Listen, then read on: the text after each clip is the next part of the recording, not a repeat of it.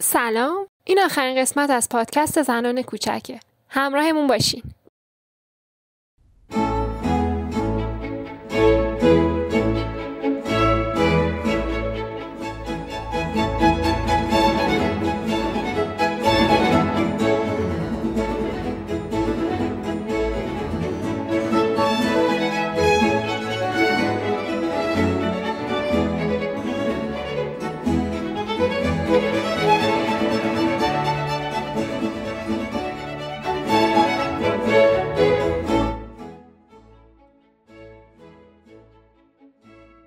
توی قسمت قبل در مورد فیلمنامه زنان کوچک حرف زدیم.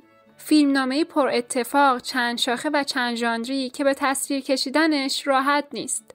چرا که کارگردان باید با ظرافت تمام بین تمام اتفاقات، شاخه ها و ژانرها پل بزنه و ارتباط برقرار کنه. کاری مهم که اگه شکست بخوره نه تنها کارگردان بلکه کل سریال رو تبدیل به یک نمایش پر از آشوب و هرج و مرج میکنه که تماشاش چیزی جز کلافگی رو به ارمغان نمیاره. تو این قسمت از بررسی زنان کوچک قراره در مورد زبان بصری زنان کوچک یا همون کارگردانیش حرف بزنیم.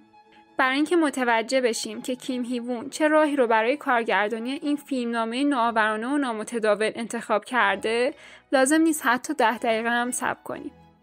اما خب قبل از اینکه بخوایم از راهکار کیم هی وون برای کارگردانی بگیم، باید بگیم که حواستون باشه موقع دیدن فیلم و سریال شما دوربین هستین و موقعیت فضایی و مکانی دوربین تنها زاویه دیدیه که در اختیار شماست.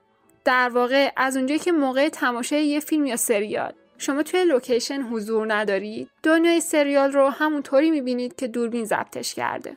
حالا بریم ببینیم که این یعنی چی. درست تو همون اولین دقیقه و سکانس افتتاحیه سریال که خواهرای بزرگتر قراره تولد اینها رو جشن بگیرن، ما با کارگردانی غیرمعمول و ناآشنای زنان کوچک مواجه میشیم. با شروع سریال تو همون ثانیه‌های اول بین نماهای اینسرتی که کارگردان گرفته با این نما مواجه میشیم. نمای غیرمعمول و عجیب که نه تنها پیدا کردن مشابهش تو کی دراما و سینما کار خیلی سختیه، بلکه احتمالاً به قدری عجیبه که اگه شما هم بخواید تو زندگی واقعی خودتون رو جای دوربین بذارین و از این زاویه به خونتون نگاه کنید، احتمالاً براتون تجربه نامتداول و جدیدی محسوب میشه. دوباره کمی بعدتر هم میتونیم این نما رو ببینیم. جایی که موقعیت دوربین مثل اینه که مخفیانه در حال تماشای اینجو و اینکیون باشیم. کیم هی وون حتی با استفاده از زاویه دوربین و بدون کوچکترین دیالوگی خیلی زود شروع به شخصیت پردازی میکنه و تفاوت شخصیت اینجو و اینکیون رو به ما نشون میده. بیایید دوباره این نما رو با همدیگه ببینیم. دو خواهر دارن از ذوق خودشون برای اینها حرف میزنن. اینجو که برونگراست پاهاشو از هیجان با بیقراری تکون میده، در حالی که اینکیون که درونگرا بی حرکت و آرومه. میبینید؟ به همین سادگی میشه شخصیت پردازی کرد و به همین سادگی و با کمی دقت بیشتر میشه این جزئیات ریز و تفاوت سطح کارگردانی سریال‌های مختلف و متوجه شد. حالا دیگه باید متوجه شده باشین که راه حل کیم هی وون برای مواجه شدن با فیلمنامه عجیب زنان کوچک اینه که حتی از اونم عجیب‌تر رفتار کنه. البته تنها چیزی که برای الغای این عجیب بودن استفاده شده جایگیری عجیب دوربین نیست. برای مثال تو این سکانس کارگردان با کدر کردن محیط اطراف توجه رو به شکل اغراق‌آمیزی به وصیت‌نامه و کمی بعدتر به میمیک غمگین کیم گو اون جلب میکنه و همزمان با از بین بردن جزئیات محیط اطراف تصویر رو اغراق‌آمیز و غیر واقعی میکنه. اوج این آشنایی زدایی از واقعیت رو که کارگردان با استفاده از تکنیک‌های مختلف انجام میده توی پایان بندی قسمت‌های 6 و 8 میتونیم ببینیم، جایی که سریال به اوج تلفیق بیداری با دنیای وهم میرسه. سکانس هایی که به واسطه ارکیده آبی رنگی رخ میدن که شروع مشکوک شدن بیننده بهشون خیلی زودتر از اینها کلید میخوره. اما خب اولین بار کجا این ارکیده رو میبینیم؟ توی همون نیمه ابتدایی قسمت اول سریال، جایی که ما شمایل این گل رو به شکل تتو روی مچ پای همکار اینجو یعنی هایونگ میبینیم. ارکیده مرموز که تا قبل از قسمت 6 اون رو تو جاهای زیادی میبینیم که چون دفعات اولی که این ارکیده رو دیدیم توی صحنه‌های جنایی و قتل بوده، وقتی تو موقعیت‌های بعدی اون رو توی مکان‌های معمولی میبینیم باعث میشه اون مکان‌ها هم برامون رازآلود و مرموز بشن. چیزی که در مورد این کفش قرمز هم صادقه.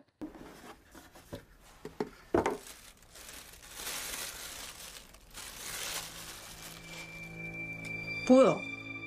구두까지 샀어?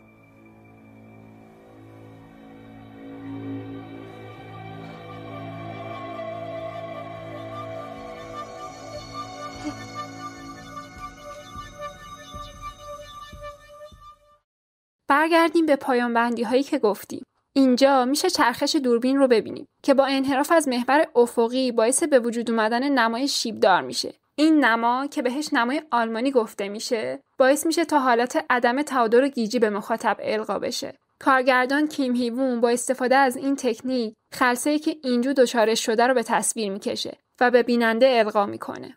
کمی جلوتر تو پایان بندی قسمت 8 دو تکنیکی که مثال زدیم، یعنی نمای آلمانی و فلو گرفتن، با هم ترکیب میشن که خواب‌آلودگی اینجو که ناشی از خوردن عصاره گل ارکیده است به بهترین شکل به تصویر کشیده بشه.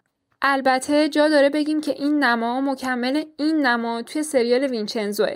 کیم هیوون توی اولی اسلحه رو از فوکوس خارج کرده تا توجه ما رو به انتقام وینچنزو که تو میمیک فوق‌العاده سونگ جون کی نمود پیدا کرده جلب کنه. اما این طرف و تو سریال زنان کوچک مسئله اصلی سکانس انتقام نیست، بلکه اون هیجان لحظه‌ای که ما با دیدن اسلحه توی موقعیت فرضی میبینیم اهمیت داره. البته این تنها رفرنس سریال به وینچنزو نبود و اگه کمی دقت کنید این پشت بوم همین پشت بوم تو سریال وینچنزوه. یکی از مسائل اساسی دیگه نحوه استفاده از موسیقیه که هرچند ما توی قسمت دوم پادکستمون از حضور و کمکش به فضاسازی و حفظ انسجام سریال گفتیم، اما اینجا میخوایم یه کوچولو از زاویه دید کارگردانی بررسیش کنیم. موسیقی توی سریال زنان کوچک یکی از مهمترین فاکتورایی هست که باعث دیکته شدن فضای فانتزی به سریال میشه.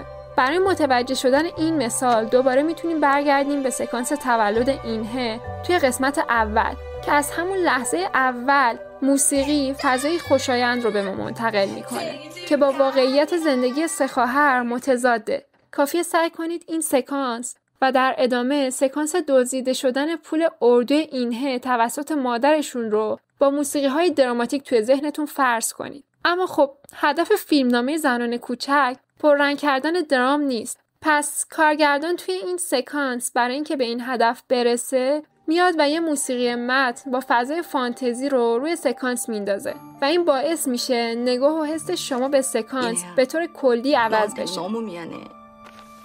하지만 너는 어리니까 얼마든지 외국 나갈 기회가 많을 거야.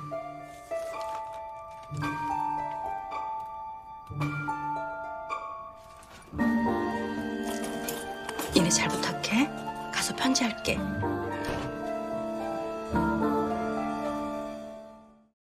البته که این تنها مورد استفاده موسیقی نیست و مهمترین و تکرار شونده ترین نوع آمیخته شدن موسیقی متن با سکانس به لحظات حضور گراهای موقت داستانی برمیگرده.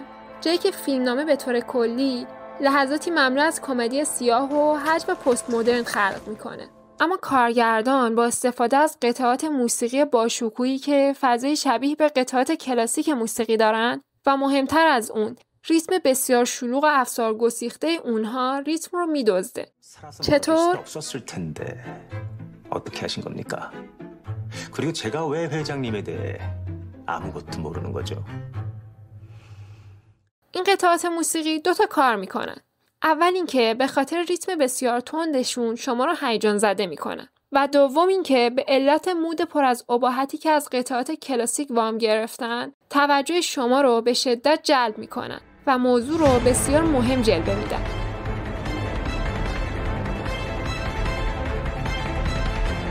같이 갈 거예요, 말 거예요?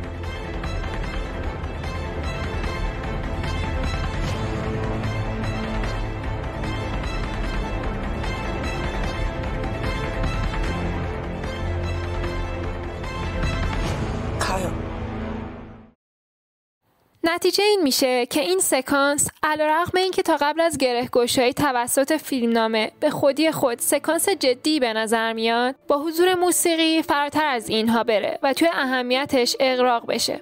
البته که نقش فیلمنامه هم توی این مورد بسیار مهمه و بسته شدن قسمت 8 تو نیمه این سکانس تماشاگر رو تو اضطراب نگه میداره.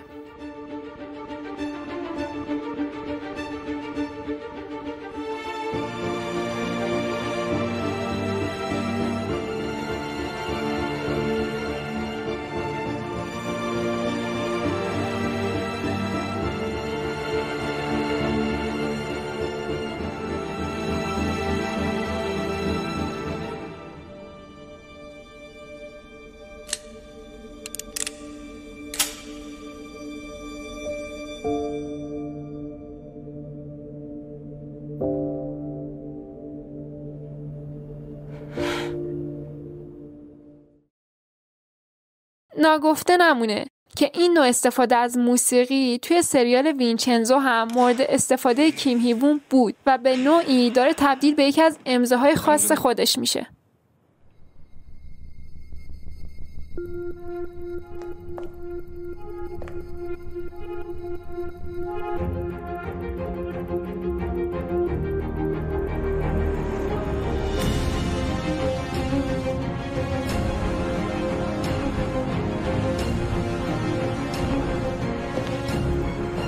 빈센조 변호사님?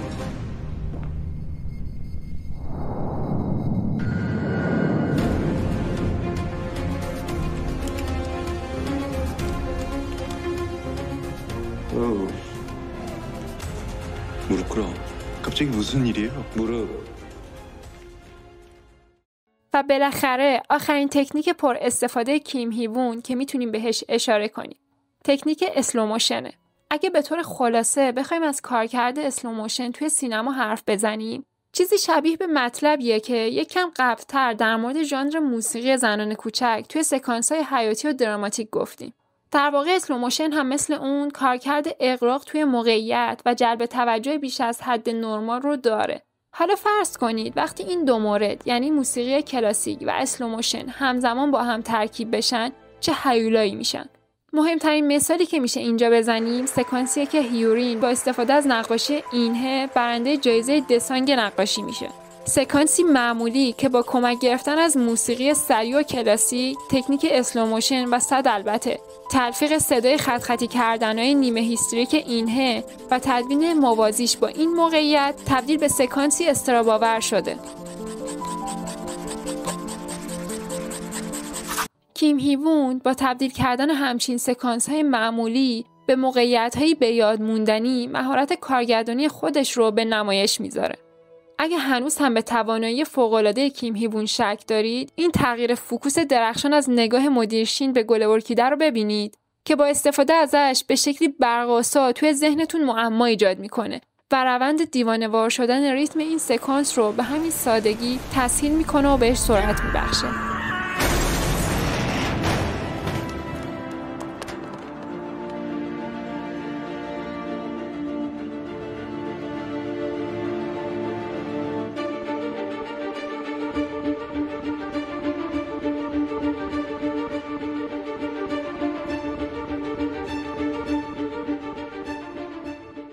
این بود از قسمت آخر از سری پادکست های زنان کوچک. امیدوارم ازش لذت برده باشین و به اندازه کافی براتون مفید بوده باشه. اگر از دنبال کردن همچین مطالبی لذت میبرید، ما رو سابسکرایب کنید و زنگوله رو بزنید تا سریعتر از ویدیوهای جدیدمون خبردار بشید.